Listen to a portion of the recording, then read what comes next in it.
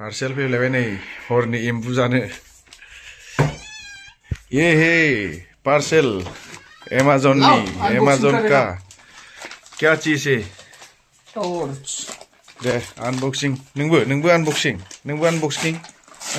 नै इनो कल्टा नांगौ या मामा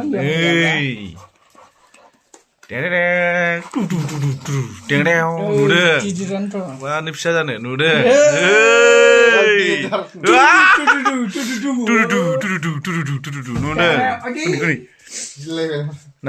मामा मद दं ओ मदा बिदिसो दं कात्रा वारान्टि कार्ड दंबावोसो माथो नै वारान्टि कार्ड दंबावोसो माथो नै 92% दंखायो 1 year नै केबल ओमफ्राय बेलाय मा बेटारि सोग्रा खोमा बेटारि है बेटारिबो सोनो हायो एक्सट्रा सोजायो खोमा नामा जानो हागौ अ माने बे जोब्बा इमारजेन्सि नामा है र' इन्सट्राक्सन गैया नामा थागोन एसेयावनो लेखाबो गैया आया लाय आयौ गिदिरथार माथो बे अन मैथा मद दं होननाया सेरबाय ओमफ्राय फिसाया फिदिंनांगौ फिदिंनांगौ बेखौ अ नै देदेव नै 92% डेन्जार टस बियो किल'मिटार रेन्ज बेलाय माथो बेयावबो लाइट दं र' बथ साइड ओरैबो कालारबो आरो सोलायबाय कालार गोजा जाबावगोनसो बिथिंलाय नै ये नै डिजेलाइट आरो बेबो सोलायो मा बे सोलायालै सोलायो इलाय अ फिसा गिदिर दं इलाय नै फिसा गिदिर दं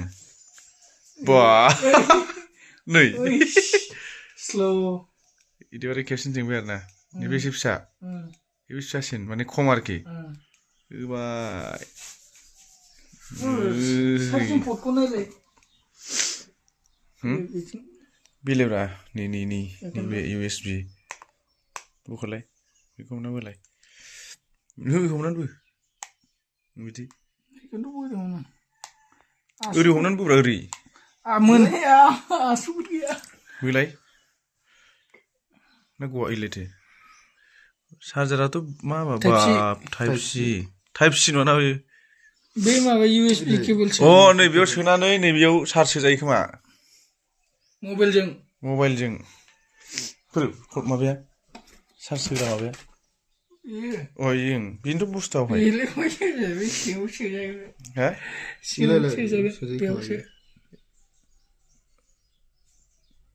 र' बे प्लास माइनास माबासोलै बेटारिया दं बेयाव बेटारिया बे सिङावनो दं ओमफ्राय बे बुस्थुखौनो नायो दिनै हराव एम्बु जानो नै रायजोफोर बेनि दामानो जाहैबाय बेसेबांमोनलाय प्राइसआ 1156 बहाय थांखो 1156 ल'हारो नै बेनि प्राइसआनो जाहैबाय 1156 बरिया टाटा बाय टस नै डेन्जार हेभिखा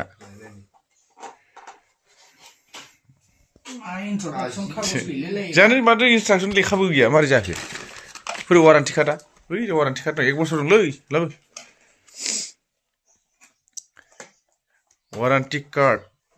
1 बोसोर फोर वाट लारिं बुस्थु थाबाथ' मिथिसिगौमोन बै बुस्थुआ मानि थाखाय